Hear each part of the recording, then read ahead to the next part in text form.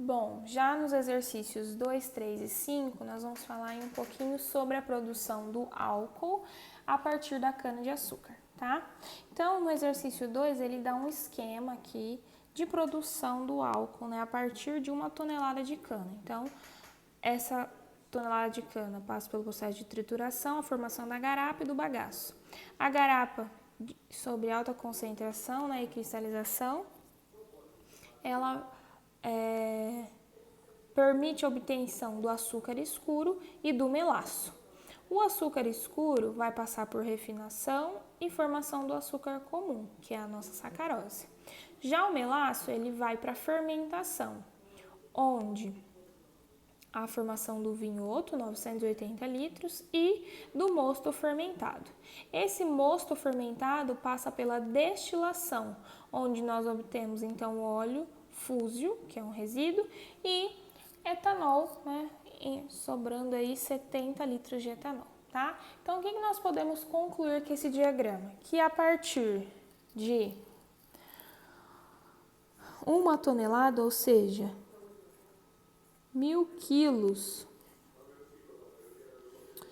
de cana, ou 1 tonelada, nós produzimos 70 litros de etanol, certo? Aí a pergunta vem logo abaixo. Em 1996 foram produzidos no Brasil 12 bilhões de litros de álcool. A quantidade de cana-de-açúcar em toneladas que deve ser acolhida para este fim foi de aproximadamente, ou seja, a partir de 12 bilhões de litros de álcool, vamos colocar aqui, ó, 12 vezes 10 a nona, que é 12 bilhões de litros de etanol, são necessários quantos quilos de cana, ou seja, quantas toneladas de cana aproximadamente, tá? Como a resposta está em tonelada, a gente vai deixar o valor em tonelada mesmo, certo? Então, quantas toneladas serão necessárias? Então, fazendo os devidos cálculos na multiplicação em cruz, nós teremos que x vai ser igual a 1 tonelada vezes 12 vezes 10 a nona, que são lá os 12 bilhões de litros de álcool. Tudo isso dividido por 70 litros, certo? Isso nos resulta em um total de 0,17 vezes 10 a nona toneladas de cana. Vou apresentar a tonelada igual na apostila, né, na forma correta.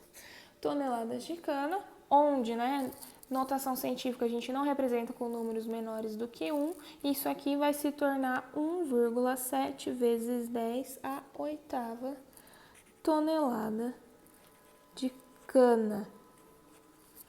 Ou seja, preciso muita cana, né, para produzir uma quantidade considerável de etanol, de álcool.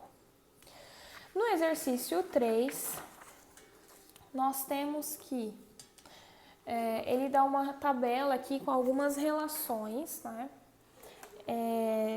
De acordo com a quantidade de álcool no sangue e algumas coisas, né, que isso pode provocar no organismo do ser humano, tá? Então, a pergunta é o seguinte: uma pessoa que tenha tomado 3 latas de cerveja provavelmente apresenta quais dessas características? Lembrando que uma lata de cerveja corresponde a 0,3 gramas por litro de álcool no sangue, tá? Então, 3 latinhas é 3 vezes esse valor aqui, que dá um total de aproximadamente 0,9 gramas por litro. E 0,9 fala aqui, ó, que a pessoa sofre excitação, perda de julgamento crítico, queda da sensibilidade e das reações motoras. A alternativa que melhor se encaixa nessa resposta é o item A, que fala queda de atenção, de sensibilidade e das reações motoras. Então, a resposta do exercício 3 é a letra A.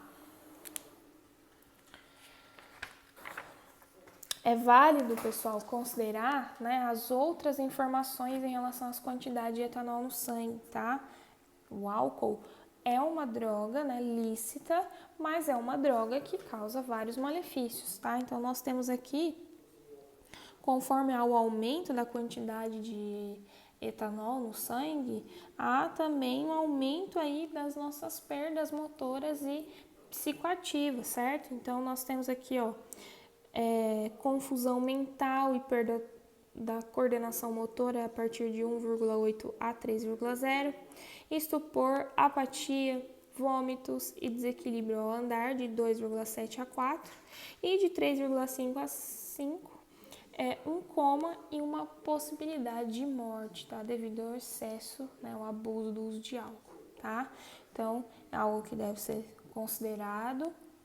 Vocês ainda nem têm idade para usar, né, fazer uso desse tipo de droga, mas vocês têm acesso às pessoas, né, que usam, têm contato com as pessoas, então zelem, né, pelos seus familiares e amigos, porque álcool, né, apesar de ser uma droga lícita, não é brincadeira, assim também como o cigarro, mas isso é uma discussão para uma outra aula.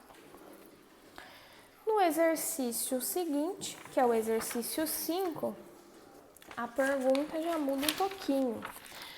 Lá no exercício 5, ele fala sobre as reações na produção do etanol, certo? A partir, né, da cana-de-açúcar, tá? Então, as equações do exercício 5, elas estão presentes no exemplo da apostila de vocês, certo? Então, a primeira equação fala o seguinte.